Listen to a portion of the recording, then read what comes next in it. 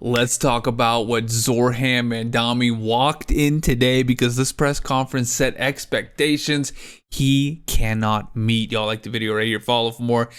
And let's get into it. So the moment he stood next to President Trump and started talking about affordability, free programs, rent freezes, free buses, free daycare, and government doing everything for everyone, he built a mountain he cannot climb. You listen to the way he frames it. All government, all spending, all promises.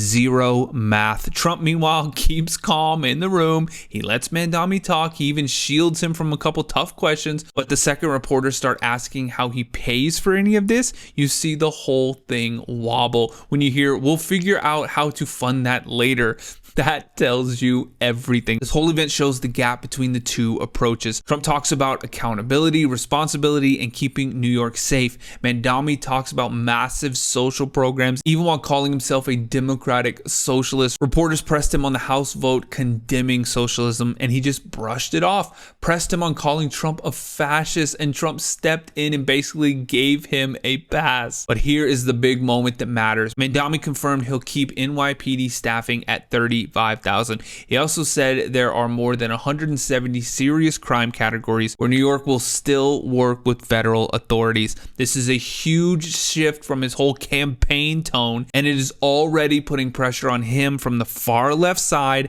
of his own base. This is why people are saying he set the bar too high. He promised the most ambitious socialist budget in modern city politics, but the second he stepped into that room with Trump, reality showed up. New York has deficits. Businesses are leaving. Federal rules are not optional. And when you stack all of that against free everything, the numbers don't work. The meeting looked polite, the tone looked friendly, but now the hard part begins. He has to deliver every promise he made, and the math does not add up. That is why this moment matters, and why the expectations he set today are going to come back to crush him. Y'all like the video right there. Follow for more. Let me know what you think in the comments.